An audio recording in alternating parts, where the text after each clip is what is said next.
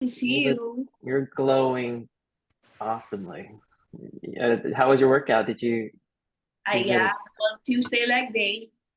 yeah, Tuesday leg day. that's nice. Well, I want to introduce you to the rest of our team. Well, you know Phil, Dana's I on the line, and then Gabby. This is the first time you're meeting Gabby. She's one of the other field producer. And I will be having her talk with you. She'll be interviewing you. We're just trying to feel you out and just deep dive into the whole story. And Hey, CC, is CC in on? Is CC here? can you say again, Gabby? Is CC here? No, Cece's not. I think Dana's on Cece's account right now. Yes, I'm using Cece's account. Yeah, so I'm gonna have Gabby lead on the call because I want you guys to kind of connect and for Gabby to get to understand you two as well. And Phil has some more questions that we'd like to ask you. I'm just gonna observe for now. Sure. No But worries. CC will watch the recording back, so you can say hi to him if you want. Hi, CC. So everyone, keep your clothes on. Yeah, so just to jump right in, I guess like are you coming from a class or you get ready to go to one after this? I just finished, and so yeah. How I'm many of these do you do a week? Per I try. day.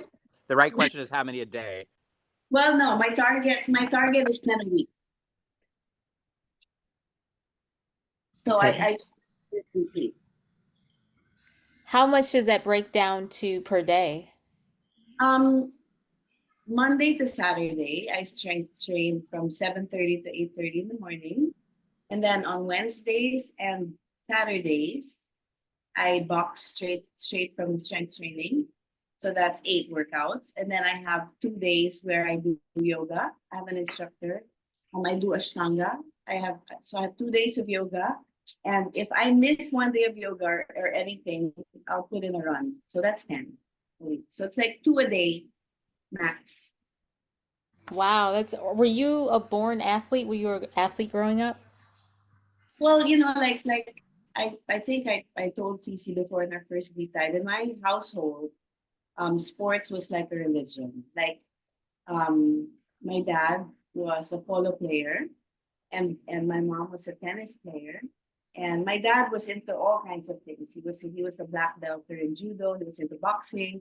And so we always had stuff around the house, like, boxing gloves and, you know, polo mallets, tennis rackets. And so we were all natural athletes. It was like a religion at home. We didn't go to church on Sunday. We watched the polo games or we or we, had some sort of competition going. So it was very athletic upbringing where my dad would complain if, let's say, um, he wouldn't mind if I just got a C in math, but he would say, "Oh, there's a new dive instructor from Australia that's in polo club, so why don't you take dive classes?" I mean, like we're talking high dive, like Greg Louganis or whatever his name is, type of thing. So he encouraged that sort of thing. He wasn't very academic or spiritual. It was more sport. So yes, to answer your question, I've always been athletic. That's amazing. Funny you say, as I'm learning more about the culture and the people in this cast, I know that church is a huge deal in the Philippines. So to hear you say that you guys didn't do church, was that were you guys seen as an outlier? I mean, I went to school in San Francisco, in a very small Catholic school. It was called Convent of the Sacred Heart, and I mean, even there, we had First Friday masses, all of that. But I think what was more encouraged, and more encouraged even in my upbringing, was more spirituality rather than church. I mean, my grandmother, for one, was a church goer. She would read in church every Sunday, but it was never imposed. And she would, I mean, the woman would read in church and come home and yell at people. I mean, so it was sort of like that. Like I was always raised with wanting to be a better person or wanting to do good rather than, you know, going to church doesn't make you spiritual or Christian, just like being in a garage doesn't make you a car. That's what I would always tell my family, right? So I always believed in how you live your life. That's what makes you a Christian, not the church going thing. Ask the priests. Noted, noted. Do you march to the beat of your own drum, would you say? How accurate is that comment for you? Most of my life, and I mean from grade school, my parents separated, and so I came into my school in the States, when school had started in the fourth grade. So most of my life, I when I look back, there were many times where I felt like a fish out of water. There were many times when I didn't assimilate because I was hanging on to my life in the Philippines because that's where I felt most like a round peg in a round hole.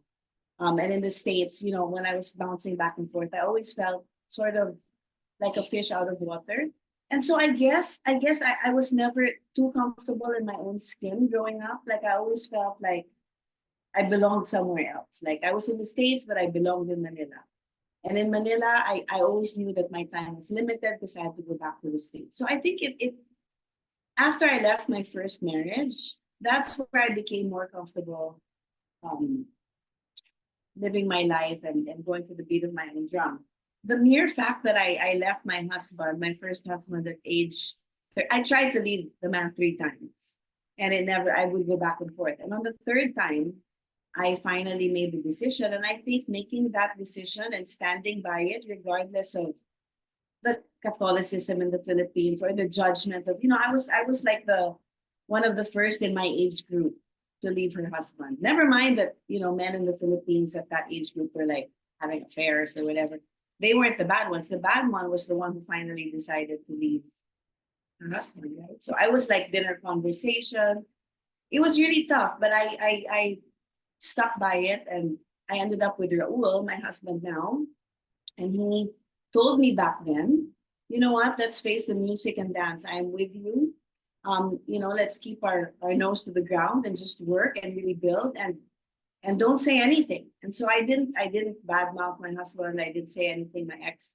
And later on, the proof is in the pudding. I mean, how your life is after you make those big decisions, that's what matters, right? How you live your life after that and what you've built. That's what really matters ultimately. And so yes, now I go to the beat of my own drum and especially in my 50s, I have no time for bullshit. In my 50s, I feel that my circle is so small, my inner circle, and I like me. I mean, I like the person I've become. I like the confident, and I've worked hard to be where I'm at. And so yes, 100%. I go to the beat of my own drum. That was a beautiful answer. Thank you. Forgive me for if you and Cece have already talked about this, but No, no, can you please tell me a ask. little bit? I'll tell you anything you want. Awesome, thank you. I'd love to hear about your first marriage and what prompted you to divorce. Well, my first marriage, I mean, I like I said, I struggled with feelings of unworthy. I felt unworthy. I felt a lot of insecurity because of my upbringing. I believe that I settled. I really did. I really did settle. And the first marriage, as harsh as this sounds, it served its purpose. It served its purpose to make me grow and learn and to feel some semblance of belonging somewhere at that time.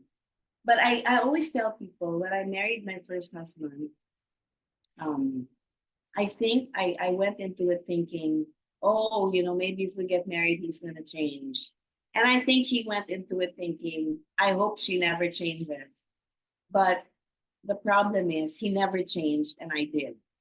And I just, so there was no meeting of the minds and we had nothing to talk. I mean, it was so different. I mean, even our families were so different. I think it was just something that was really, really, really, okay, here it is. In the Philippines, there's like an invisible caste system. Sad to say. That's just what it is. In the Philippines, it's like even if I don't know how to say it without being canceled. But in the Philippines, there's there's an invisible caste system. Okay, just Cece can explain that to you or whatever. If you want me to explain further, I will, but I'll deny it if you quote me and I get canceled. For sure. You can be Anyway, honest. I mean, yeah, so that's not offensive.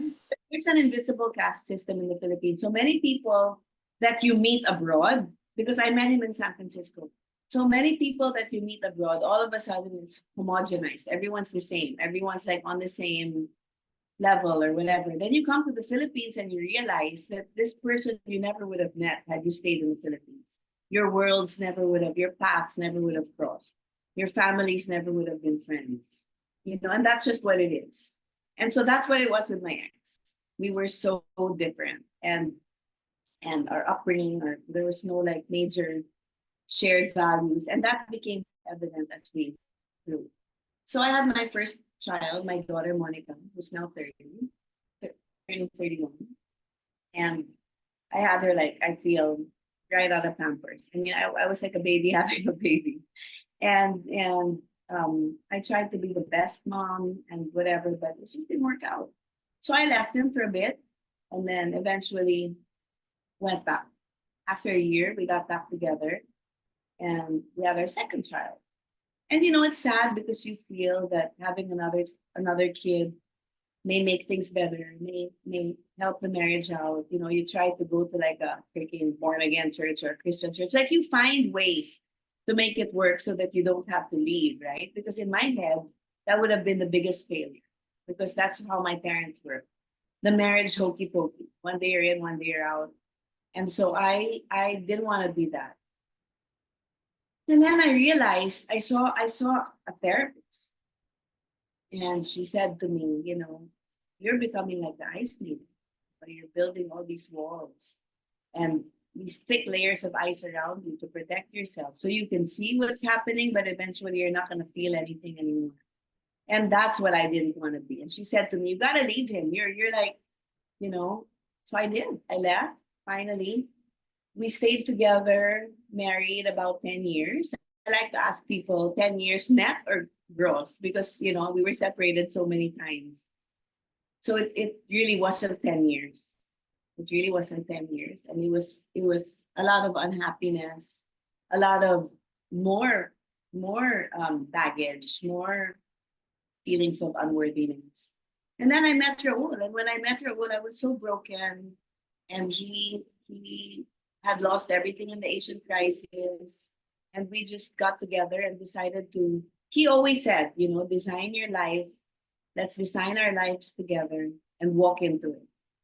And we will look back. We will look back and one day, you know, we'll see everything that we built together and let the people talk, you know, as long as we keep our core secure and that's you, me, and the kids.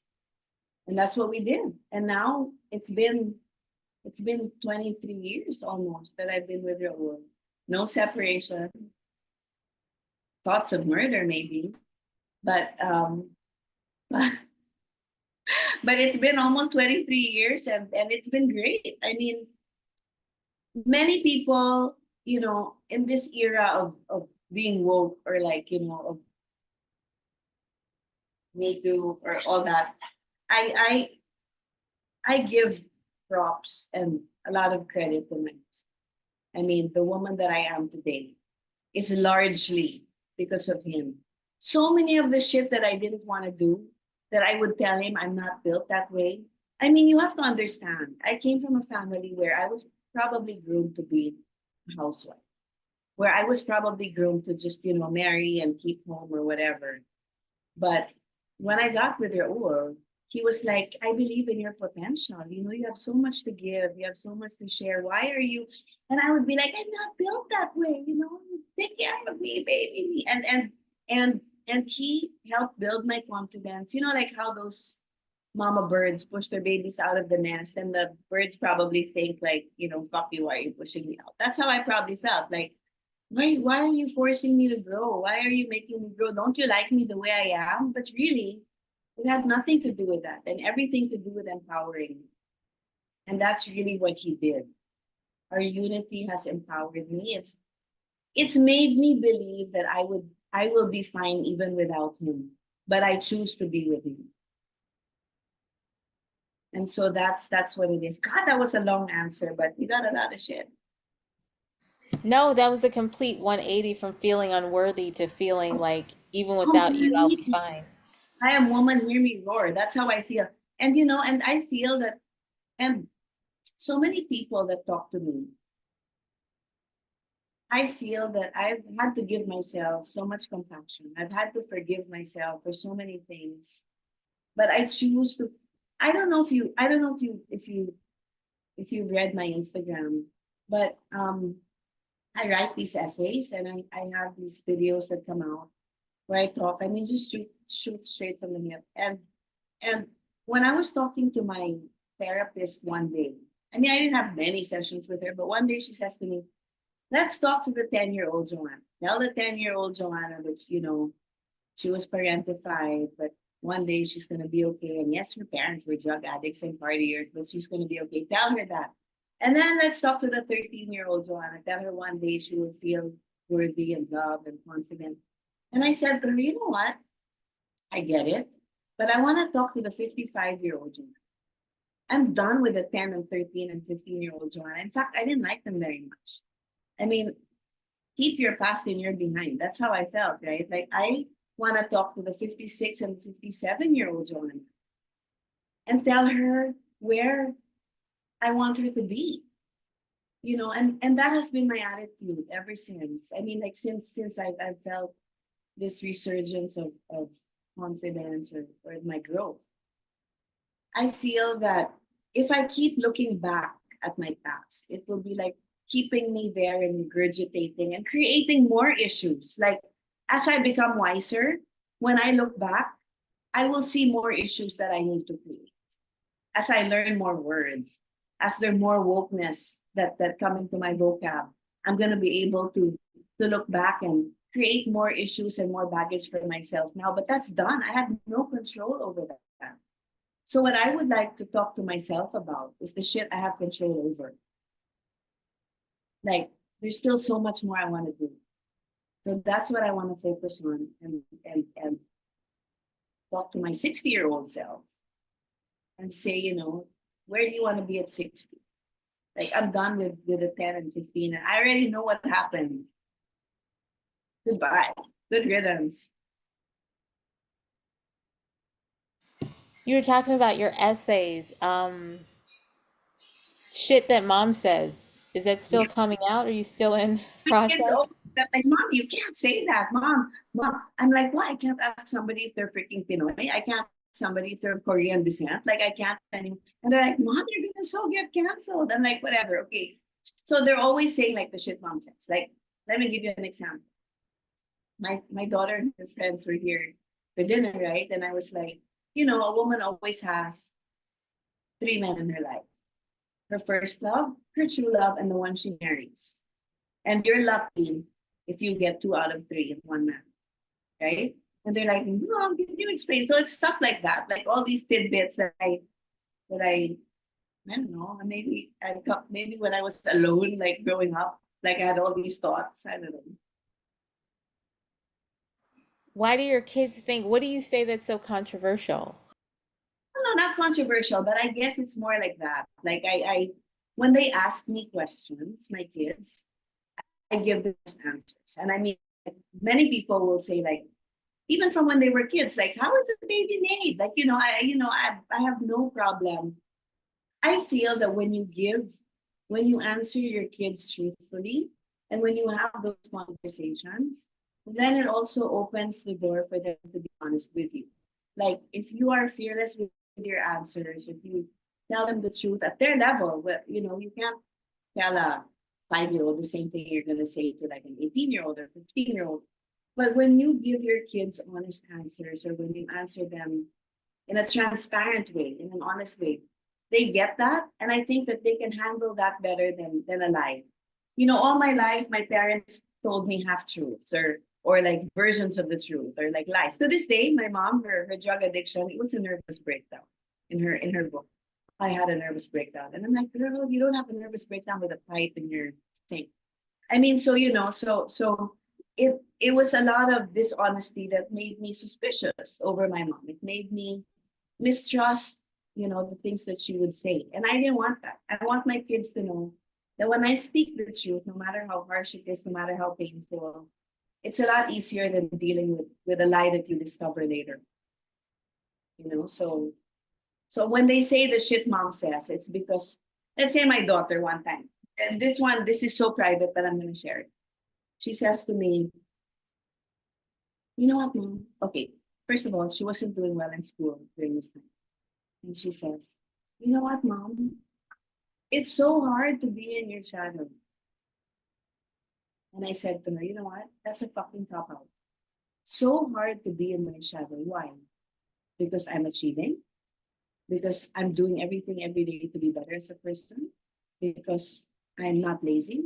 Believe me, if I was the opposite, if I was a lazy bum, drug addict at home, that would be your issue. So be thankful that your issue is the opposite. Because if you want to grab issues from the air and just create things so that you can blame people for your own feelings of inadequacy or for your sense of lack of achievement, that's the easiest thing to do. You can blame other people. The hardest thing to do is to look within yourself.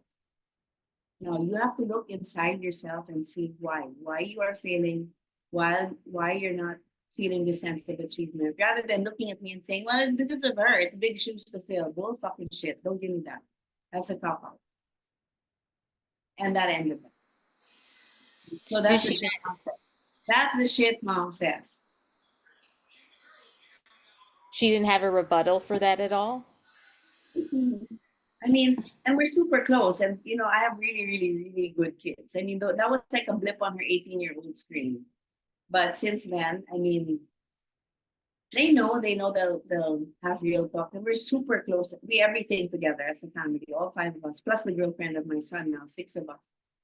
So all that honesty, all that, they look at it as honesty, dependability. They know exactly where the lines are drawn. They know. I tell my kids, I've told them their whole life, everything they need to know. Whatever they ask me, they'll get an answer. Just like you. Whatever you ask me, you'll get an answer. And then some. Is that your reputation in the friend group? You just tell it like it is? Well, I don't know if it's so much a reputation, but I think I have very close friends.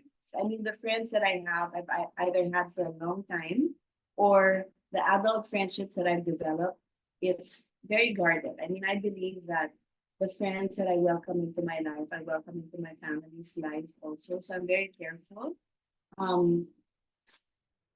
So we all talk to each other very honestly. There's no room for anything but honesty. Or if you ask, right? I mean, if you ask, you're gonna get an answer. And that's what I appreciate. Okay. Is there anybody like who's in your inner circle? Who are your friends and what do you love about them? Well, there's Iya, the one who I see all the time, and she was a friendship. I mean, of course, she's 12 years younger than me. Friend that I became closer to during the pandemic, because she's like a mom. I mean, she super takes care of me and has an independent relationship with every member of my family. So she's the one that I really see often. And then there's Camila, my friend who lives in Barcelona. Her son was a football player, and so they moved there. And she's somebody that I've known for maybe 45 years, since we were like 10. And yeah, so I mean, I have it's practically a dot. My friend circle is so small, like they say, it's like a dot. And then I have very distinct, there's some friends that are really friends, like your 2 a.m. phone call.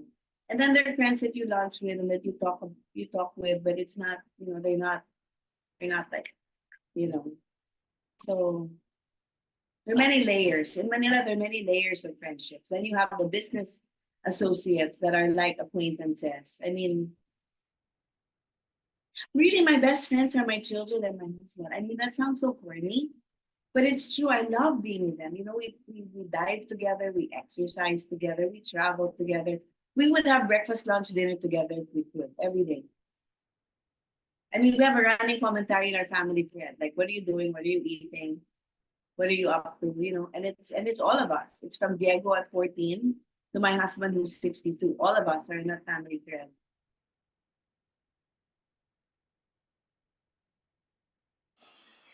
I'll be right back. Just 1 second. So,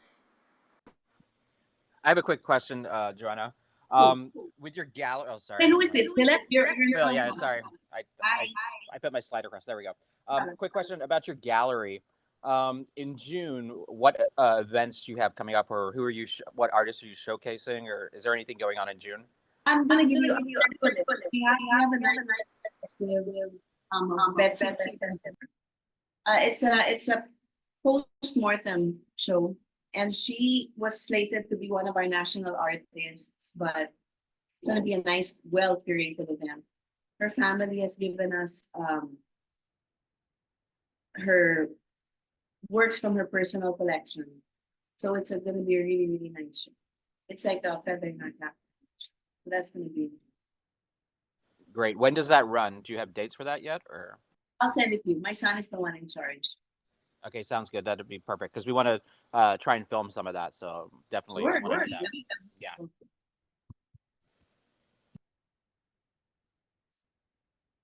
Just a quick note. If we run out of time, we've got like 8 minutes left. We'll hop back on and wrap up the session too. We can get back on this one. Thanks. Cool, cool. Um, just curious, do you know anybody like Mirza? Can you tell me a little bit about how much you know her? So I know Marissa because we went to the same grade school, but like I said, I was in and out. I was in the state. So I know her. We're familiar with each other, like we moved in the same world, but I don't know her as she is now. Um, she's always been like a sort of like a steady, smart woman. That's how I've seen her.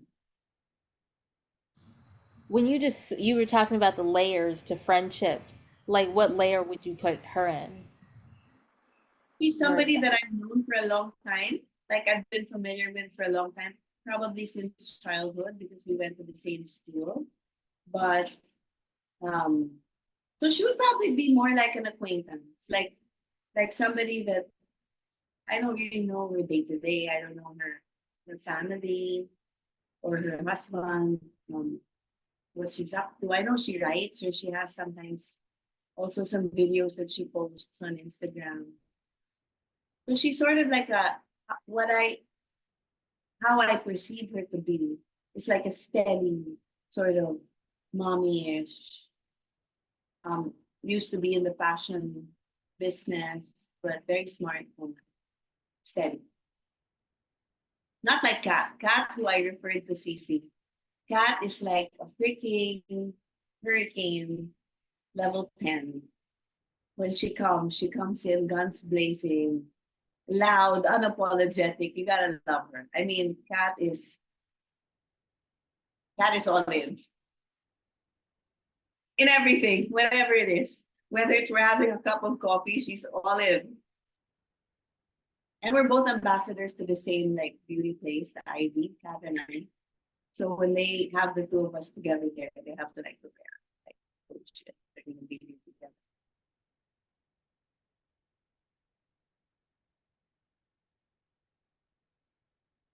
You're on mute. I can't. So, what is the what's the energy like when you and Kat get together? Well, um, probably like hurricane like number 20 or whatever. But Kat is I what I love about Kat is she's not perfect and she embraces that. You know, she had this whole thing during the pandemic when she was canceled for a while because she said shit, right? But I was the first one to say, if you know Kat and you love Kat, I mean, that's just her. She's just, you know, she's like me. If my kids say the shit mom says, there's the shit Kat says. I mean, she's just herself. Anywhere she's at, doesn't matter. Kat is Kat. Okay. What about Rosanna? Do you know Rosanna? Yeah, I referred your Sarah to CC as well. Rosanna and I go back a long way. Our families have been friends. We grew up on the same street. Although she's younger than me, so I know her older brother better. I know her older brother, and we trained together for the Tokyo Marathon. And her older brother is a dear, dear friend. And her two other older brothers are too. And her nephew's the friend of my son. They're classmates and they're best friends, and they're going to Europe together to do the Camino at age 15. They're going to do the Compostela, Santiago de Compostela together in June. So yeah, so Rosanna and I are deeply rooted, our families. And when Rosanna first came back from Italy, because she studied her fashion design in Italy, I had retail stores. And so we were the first one who showed her the clothing, her first collection. And so, and then a bit of trivia, her 1 year anniversary, or was it maybe her 10 year anniversary in clothing, of course she invited us because we were the first ones who showed her.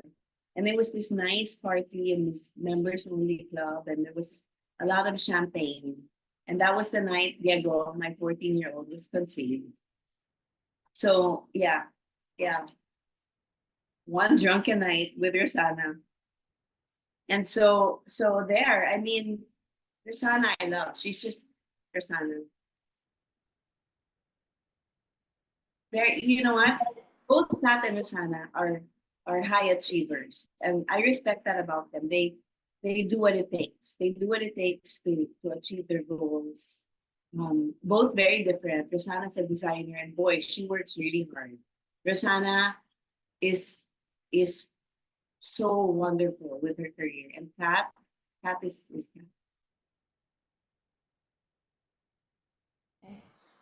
Great answers. You're doing a good job. Thank you for being so honest and candid. Carell, do you know Carell? I don't. Do you know of her?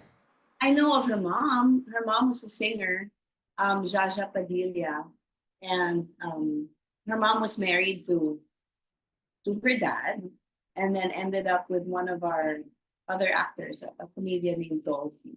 I'm sure Cece knows Dolphy.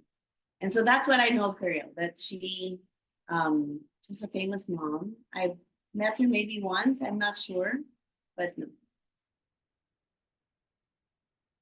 How about Trisha? Do you know Trisha?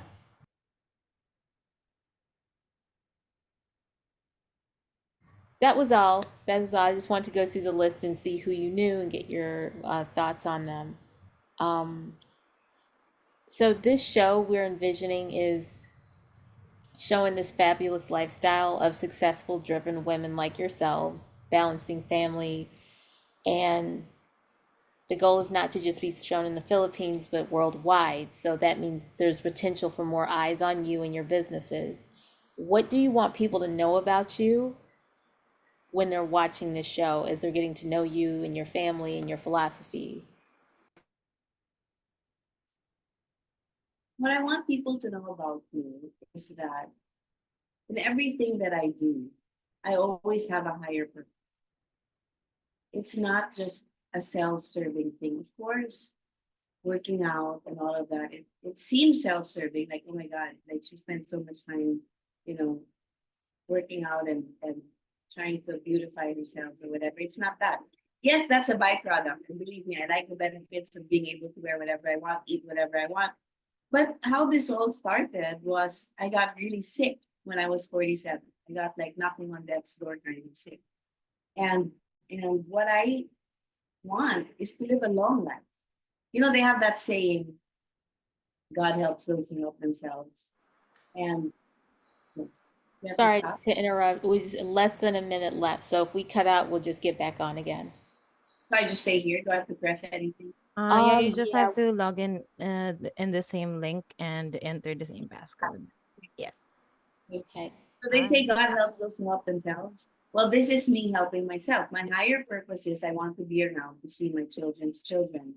I know time is not on my side. I'm 54, 55. Nobody lives to be 110. So I've lived more than half of my life already, and probably have a good 40 years, maybe, hopefully. So my working out every day is because I want to stay healthy. I want to be able to see my children and be productive for the rest of my life. That's my higher purpose. With our gallery, our higher purpose is yes to give jobs to people, but